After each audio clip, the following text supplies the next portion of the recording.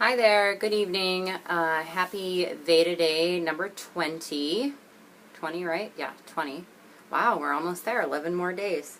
I'm exhausted. I've had another really long day. I was rocking and rolling and ready to get out of there right at 6 o'clock, and about a quarter till, a consumer stopped me in the hallway and started talking to me, and he wasn't doing well and was there with his sister, and so I didn't get home until about a quarter till 7. And I got there at 7 o'clock this morning, so almost a 12-hour day. But you know, I really love my job. We walked out of there this evening with a solution that, you know, nobody was completely happy with, but that worked for everybody.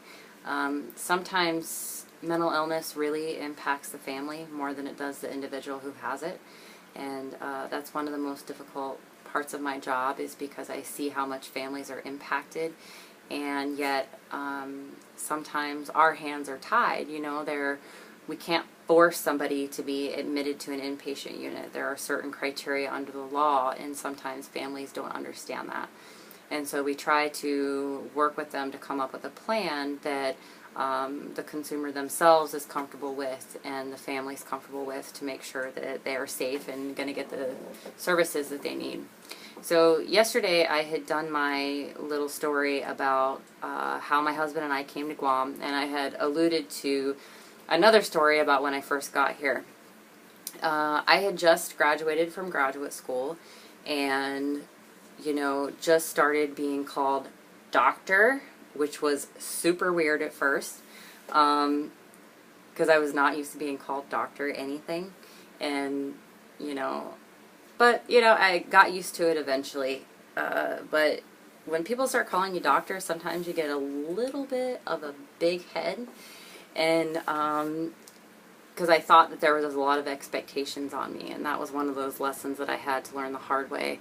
And especially when you move into a different culture, especially this culture, they don't really like outsiders coming in telling them how to do things. And I made that huge mistake, because my supervisor at the time was really encouraging me to just come in and go gung-ho and just start making changes. And the agency where it was at the time wasn't ready for change. And you know, the agency where I work, it's been very traumatized as a whole.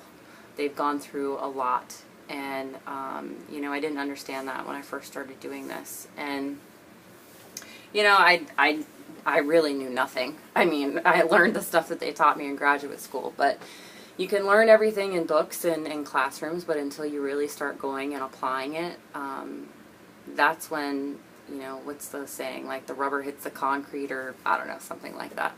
But that's when you're really tested. So my first consumer that I had when I came here, that I had to sit down in a multidisciplinary treatment team meeting and come up with recommendations, was this, you know, I'm not going to give too many details.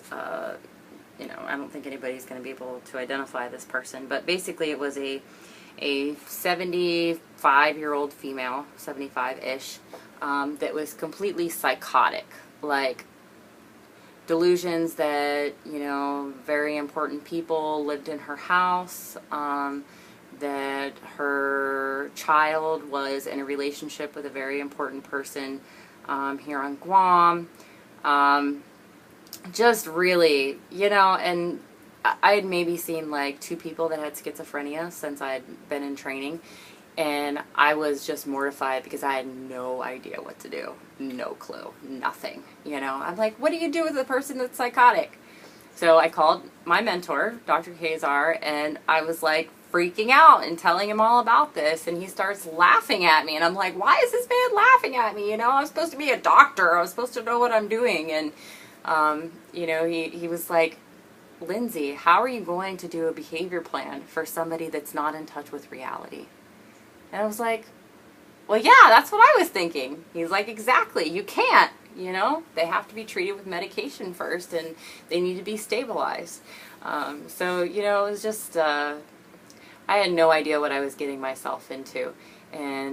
But that's why I'm so glad that I came here, because we see people that have just regular adjustment disorders, fights with families, things like that, to anxiety, panic attacks, depression, to bipolar disorder, to schizophrenia and other psychotic disorders.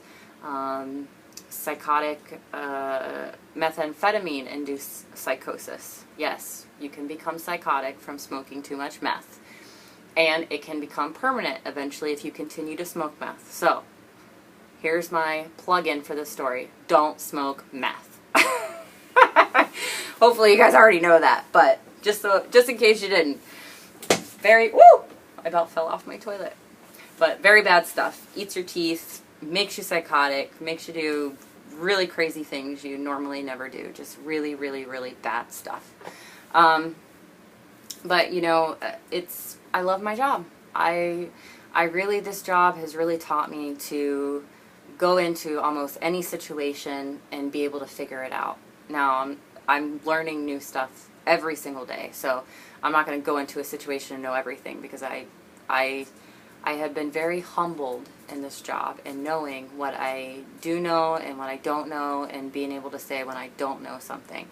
You know, and once I let down that whole facade of being a doctor, being what I thought a doctor looked like and acted like, and just started being myself, things just started falling into place. And I don't know why I ever acted like that in the first place. I feel like a total douchebag for it now. Excuse my language.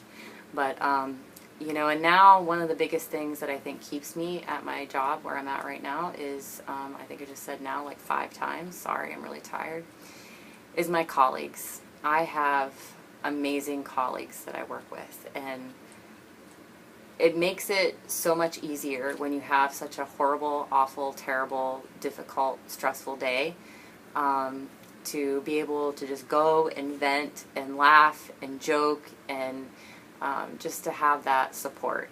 So I love my colleagues so much. I really do. It's that and the consumers, and being able to see people really make changes in their lives and being able to stick with it and really getting better and doing well and being able to reach their potential despite their mental illness. It's just amazing to be a part of that. I just feel so blessed. So anyways, I'm tired. I haven't eaten dinner tonight. I've had 4 of my meals, so I'm getting ready to eat my lean. Has it been 7 minutes again already? Like, I don't even know how I do this. I just talk and it's like 7 minutes, 10 minutes. Alright, I'm gonna go. I'm sorry my videos are always so long, but I'm gonna go have dinner. Bye!